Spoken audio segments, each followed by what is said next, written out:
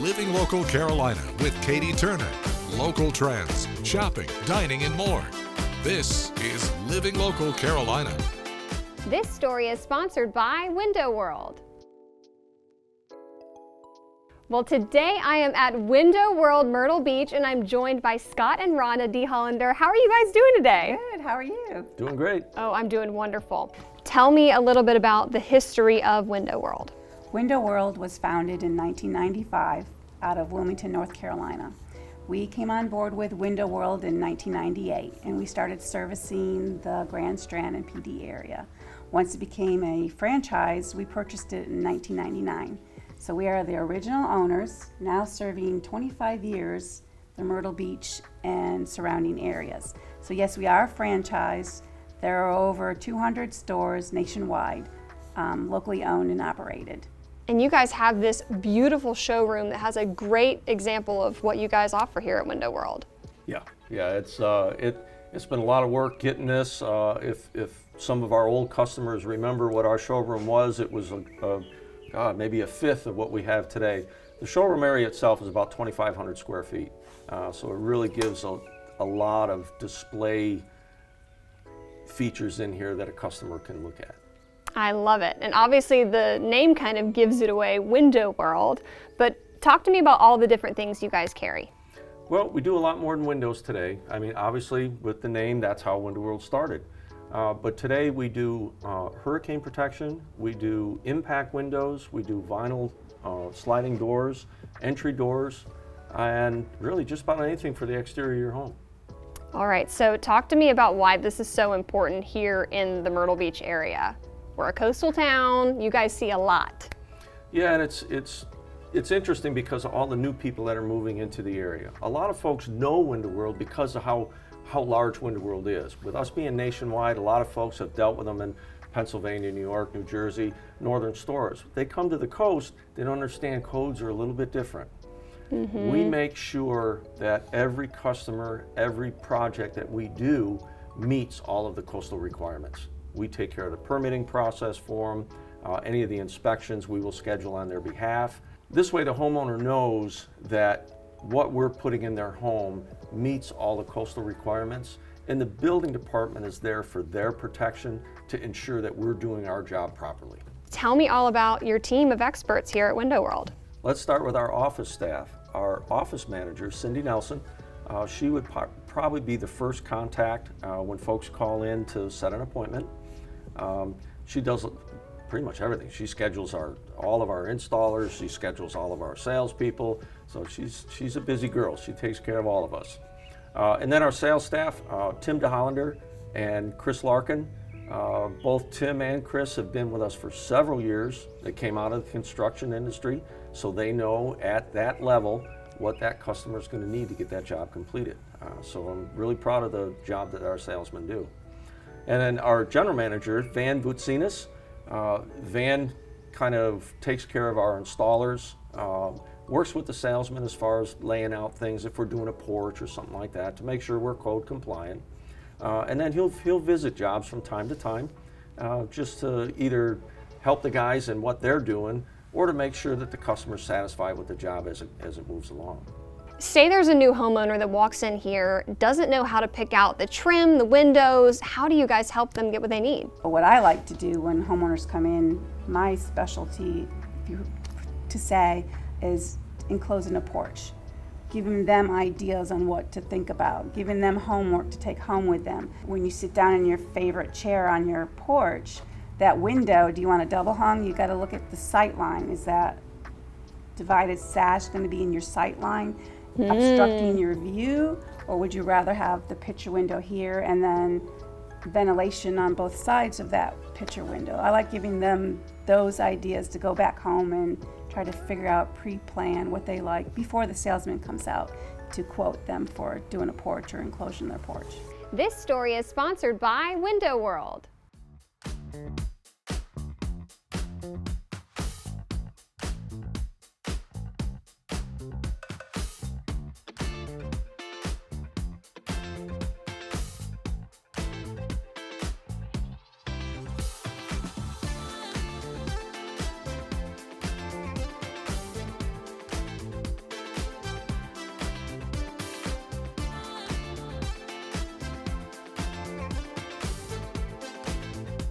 We'll be back right after this break with more Living Local Carolina.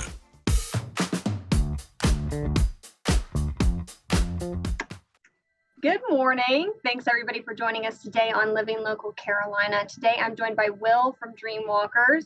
How are you doing? Good. Awesome. I want you to go ahead and tell me your story. Got injured. Well, actually, I played basketball and football at college. Yeah. I was like the only freshman playing football and basketball. At the end of my sophomore, actually it was the last spring game, I got injured making a tackle. The injury was I fractured my C4, C5 vertebrae. My parents flew up there. They quit their jobs, and I was with them for every day for like 4 years straight before my mom passed. What are some of the resources that Dreamwalkers helps out with? If I have the funding and backing from the community, I'll give away as much as possible. It doesn't matter. My goal is to help others out in my position. So are you able to provide like equipment? You were saying transportation. What does that look like? It was just like some folks need to go to the doctor, or someone need to go out with their family. They're having family functions and they're stuck at home. You know, little things like that would be a huge plus for someone's family. Mentally, I would want to have physical therapy, someone that deals with mental health, or therapists, just different outlets, like with people in my position that they can reach out to Dreamwalkers just like that and get an answer.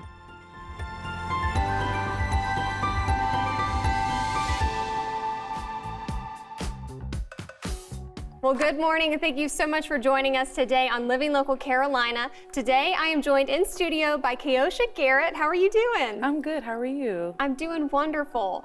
We're going to talk about what you have been doing, your ministry, Shanavia's Dream Sickle Cell Clinic. Yes, ma'am. I started a nonprofit this year in memory of my late sister Shanavia, who passed away from sickle cell complications back in 2021. It's been amazing, the amount of people that we were able to reach in Charleston, McClellanville, Georgetown area. It's definitely amazing. So yeah. You truly hit the ground running when it comes to all the different things that you've been doing. What do you think is important for the community to know about sickle cell? The important thing, one of the many important things that I feel that our community should know is that sickle cell is definitely a forgotten about disease. We need more awareness because it affects so many people. I had my second annual blood drive back on Shanavia's birthday, which was June 10th. And I had MUSC to come out to do sickle cell trait testing. And just this morning, I had someone to reach out to me telling me, hey, I got my results and I have the sickle cell trait.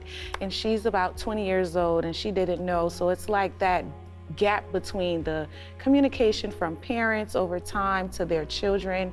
Sometimes they forget to let their kids know, hey, you have the trait. Try not to mate with someone else that has the trait because then their child will have sickle cell, which in my case, that's what happened to my sister because my mom knew, but my dad, he didn't.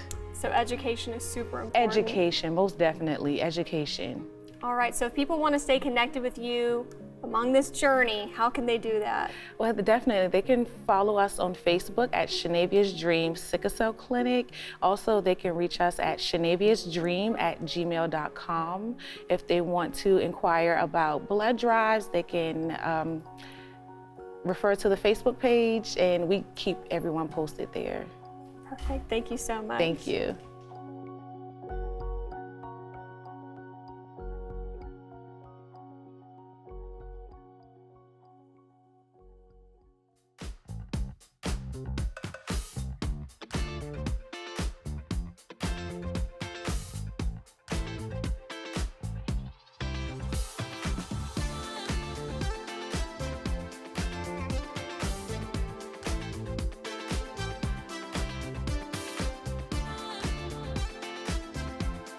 We'll be back right after this break with more Living Local Carolina.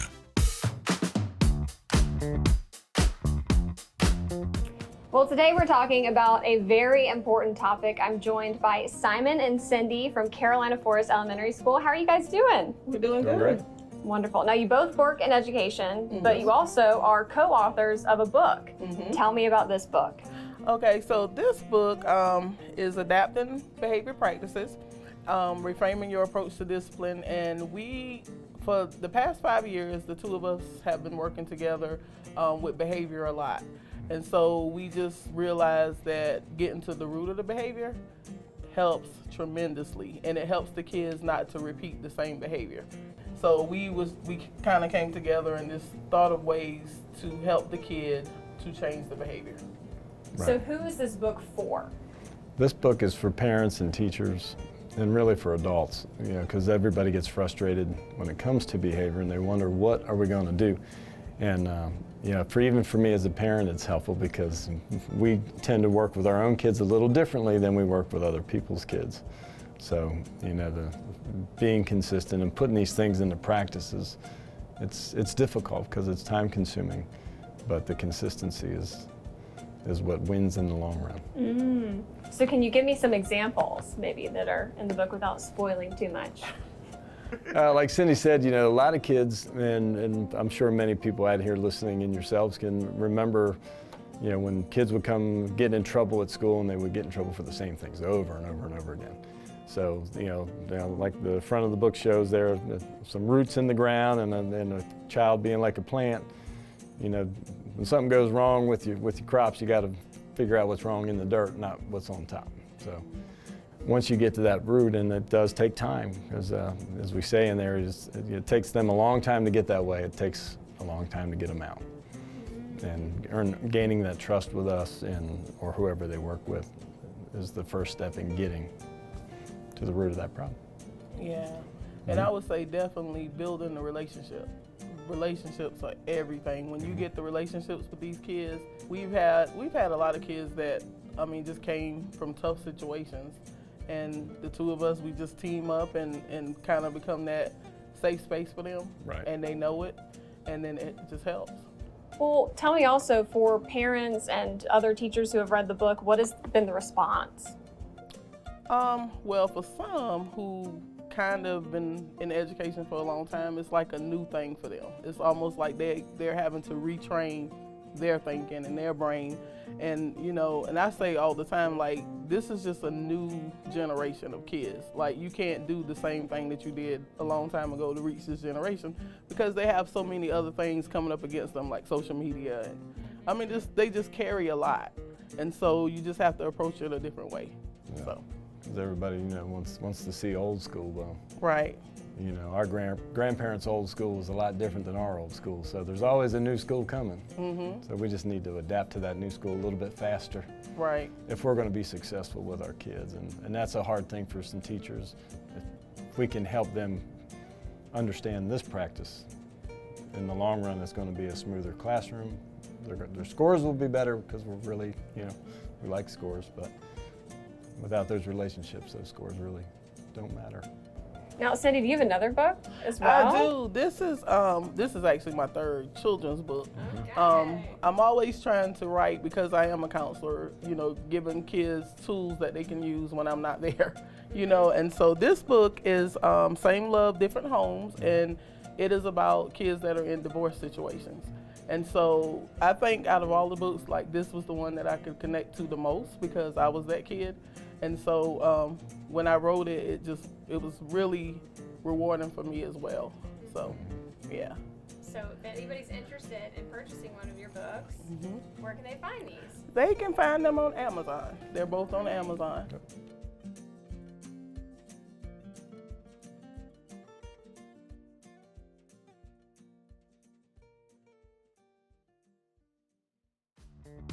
Don't forget to like our page on Facebook and follow us on Instagram and Twitter. How to use the QR code. Just open the camera app on your smartphone, iPad, or tablet. Point your device at the QR code so the QR code appears on your screen. Your device will recognize the QR code and show you a notification. Click that notification and you'll come to our website.